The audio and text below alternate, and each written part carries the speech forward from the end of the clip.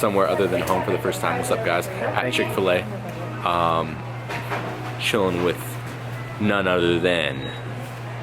Sorry guys, I haven't been making videos. I've been watching The Office non-stop. I will be done with it soon, and I'll be back on the videos. In all fairness, that is a very good show. I don't even watch shows, but if you haven't seen it, The Office is the shit. Just testing out the camera, getting some more footage on it. We just ate hella chicken. And now we're just chilling. We were talking about some good stuff. But now, we are going out to our cars before they get stolen because we're in the hood. Oh, I thought I saw someone's head pop up in my car. I was about to be like, dude, we gotta get over there right now. Like I said, bro, if our cars get stolen here, it's because they're going to a good family in need. Yeah, we in the valley joke. Chick-Fil-A. That's how we do it. Anyway, I don't know where the fuck this clip's gonna go. This might be my intro to my next video. We'll see. No matter what it is. And oh yeah, we were talking about convincing Matt to get a Tesla. Just say fuck it and buy a Tesla. I'm like seriously considering it. Just going full out ludicrous mode. 120 grand right there. Whatever. Fuck it. I'm really like I've actually put it on. You know, like a thing to remind you of what your goals are. It's literally on there. It's like retire my mother. It's like pay my bag dad. Pay back my dad. Pay back dad. Pay back my dad. Pay back dad. Like send money to Iraq. No, it's like pay my dad back for tuition for college that I dropped out of. And yeah. So yeah, retire my mom, pay my dad back, and then buy a Tesla. You heard it first. Hey, you don't even Ludicrous mode Tesla. You don't even want to hear the date that I put for that shit. He put December 4th, motherfuckers. No, I literally have like 4 months to do this shit. Oh my god, dude, that's crazy. It's crazy. Make sure if you guys see this and you guys want to give him some advice on that Tesla that he's planning on getting to, really advise that he drives that thing very carefully. Does not, and learns to respect the power like that. Especially you mentioned it before I mentioned it, which makes it more real that you might actually look into that. But that would be fun. That'd be sick. It's kind of cold out here. Really considering. You gotta live life, guys. We were talking about some people that we know that really live life hardcore. Oh man. Assuming they are not gonna live tomorrow and just, you know, spend it as they make it. I don't know if you should be that extreme with it or drastic, but you definitely have to have some type of balance, you know? Yeah.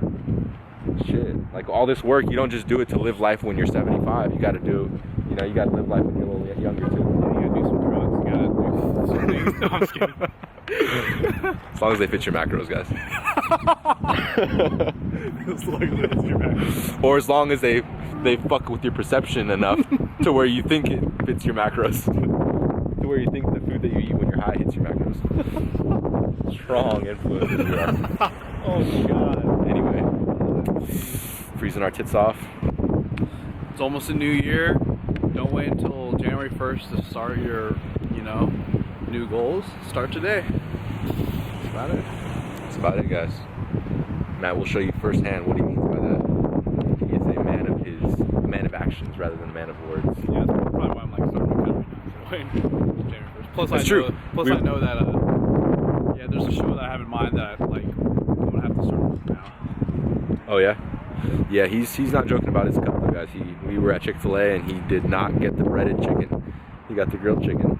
That's how you know it's real. You know what the funny thing is this. It's like I still haven't made up my mind if I'm actually doing it or not. But just in case I am, like I'm right. doing pretty good so far. So you just eliminated an extra cardio session that you would probably have to do. Yeah, it's a good way of putting it, yeah. Like towards the end of the prep, this might have been like another cardio session. Yeah. So whatever. It's real. I will live vicariously through his cut because I'm on motherfucking bulk mode for another 5 years. No, we'll see. So what are you weighing now? Like 185 and a half around there. That's your solid off-season weight. So yeah, and the cool thing is like I'm definitely a way better. I'm like way better 185 than last year. That's for last year, 2012 or whatever I started. So that's definitely cool. Like I seriously feel like this, like I'm the leanness that I was like 180 versus below 180. Yeah. So let me ask at this point. is your predicted end of cut weight where you're going to be very lean, Did you say very happy? very lean and miserable? No, I seriously think I have to get below 160.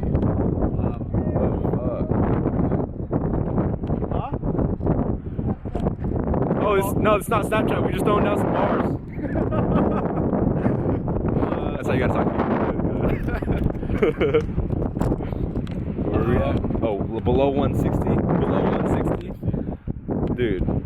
Oh shit. Oh, you're talking about competing. I was like, dude, you're not gonna do a casual cut. Oh, you were thinking of a casual cut. Yeah, oh, yeah. A casual cut. I could end like, dude.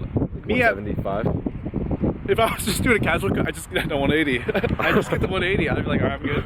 Fuck yeah, because I was like, dude, below 160, like casual cut to where you're happy, like just happy.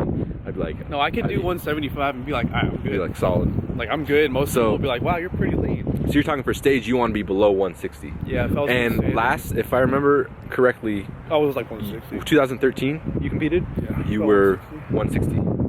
You put on put on muscle. Yeah. And you want to be below 160, so you're gonna look better. You're gonna look leaner than your leanest ever. But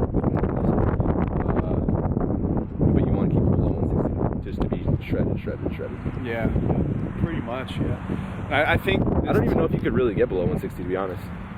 No, I'm sure I can if I just commit to the dropping of those fucking macros. You know. You really think? Because like, think about this. Because I had a lot of food I could drop, but I didn't. You know. But like, I'm talking about now with your new added muscle, you really think you could be below 160? Because the way I see it, jeez, it is pretty cold out here, guys. We are fucking sacrificed. Dude, California weather. What is it right now? Probably like 45.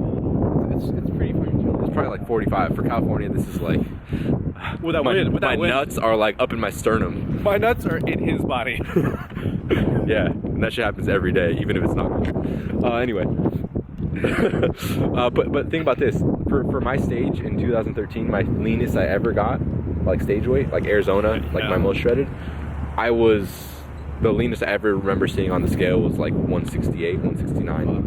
Yeah, that's right. And that was like, I don't really know if I could really get much leaner than that. Well, dude, you were low, like on your macros, but I was never like, crazy low. But what I'm saying is like, despite dropping macros even more from where you were, like you have to look at it from the perspective of you were shredded.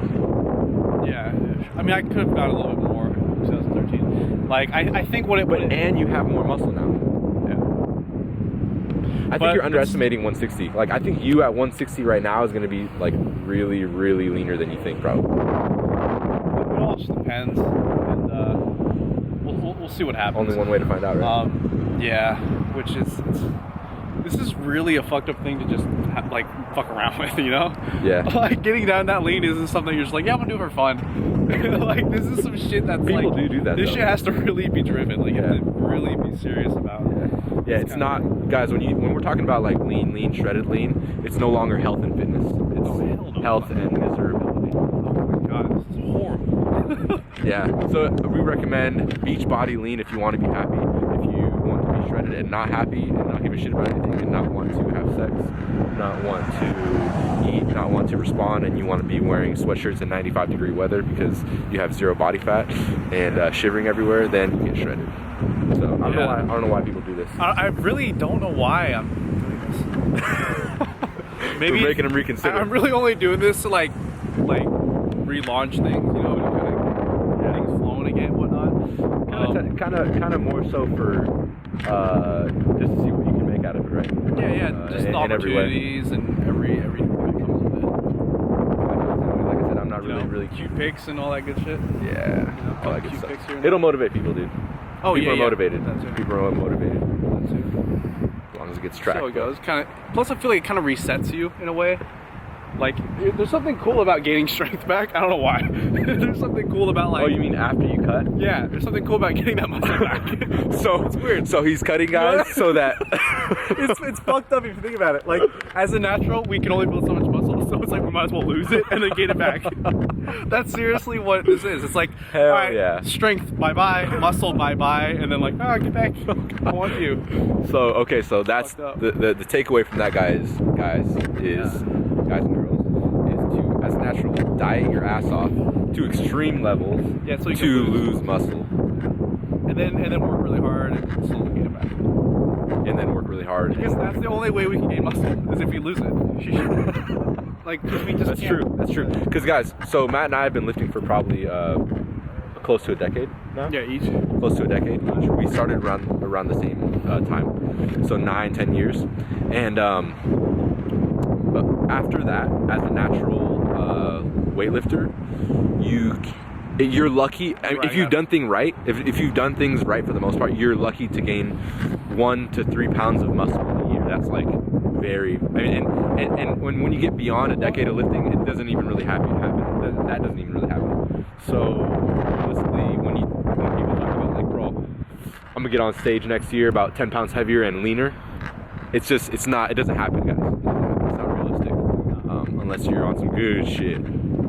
Right? Like for example, if I spent the next 10 years building muscle, and I actually was building muscle every single year, I wouldn't step back on stage 10 pounds heavier.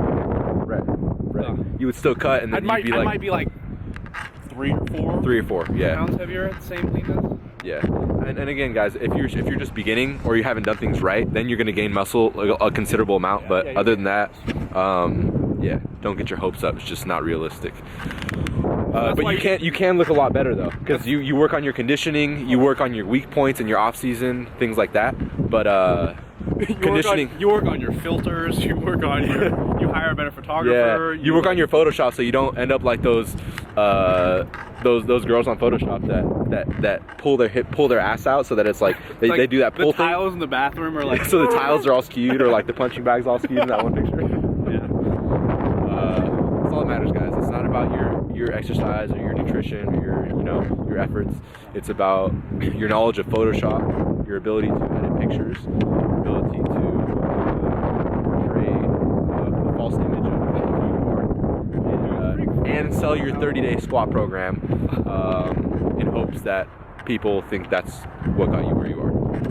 It's like a proven model that works, is to have big tits and an ass and then just be gorgeous and just take hella pictures and dude, a lot of girls are better off just making their living from that than going to college. I'm serious. I almost feel like girls I don't know, man. Take that money that you were gonna use for college, find yourself a plastic surgeon, get good ass implants. I seriously feel like you'll make more money in your life if you do that. It's so fun. You heard it here first, guys. If that's what you're unless you're following a passion, but if you're I don't know what I'm saying here, but if you're going to college to pursue a career that you're gonna end up hating and you're only doing it for the money, it's you might as well just become an Instagram model. It's not crazy super hard. You have so many examples to follow that have done it, right? Yeah. All we stress, guys, is that you don't tell people that you got your plastic surgeon results from a 30-day squat program and a fat burner stack. But I mean, what we're just putting in concrete now is that sex sells, and that's always been the case. Sex sells. So it's not like we're kind of at a disadvantage as guys because we can't just sit there with our dick swinging everywhere. I was gonna mention robbery gone wrong. Sex sells. Yeah. Do what you can. If you want to be a little, a discreet mandingo, you want to swing your junk around, you can do that. But it doesn't work as well as ladies with their implants. Sex just sells. Oh, dude, yeah. Yeah. If you're a woman, it's pretty simple. Yeah. Dude, image quality.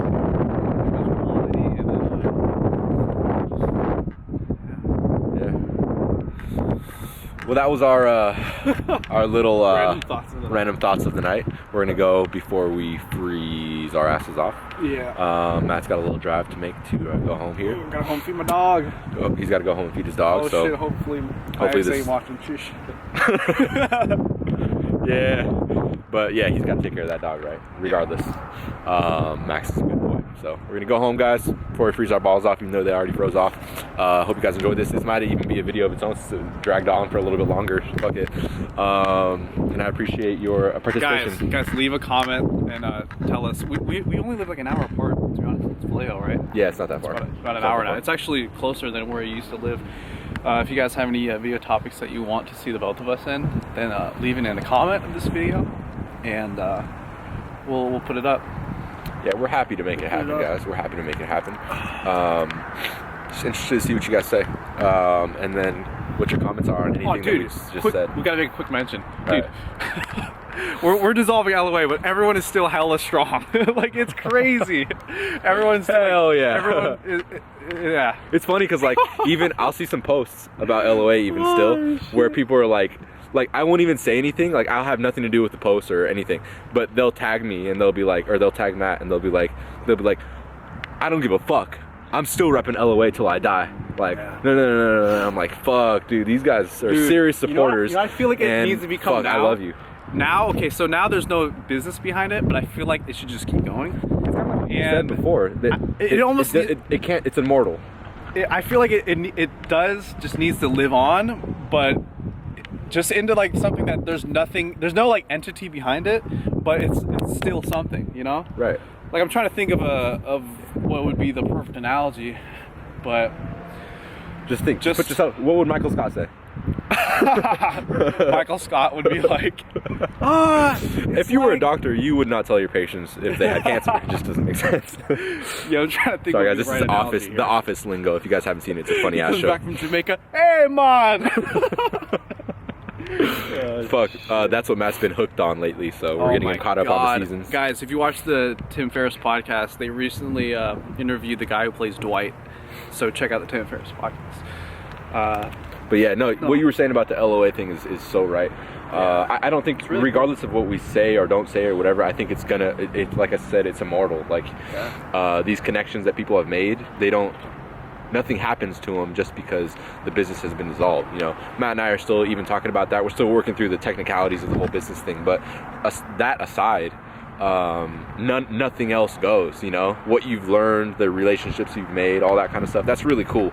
And to even see it till this day, like just alive still, is kind of cool. You know, we really see what kind of people you are and how strongly you supported, so that never goes taken for granted. But yeah, like Matt said, you know, we're not too far from each other. We're happy to make something happen. That's right. Shit. Excuse me. Peace.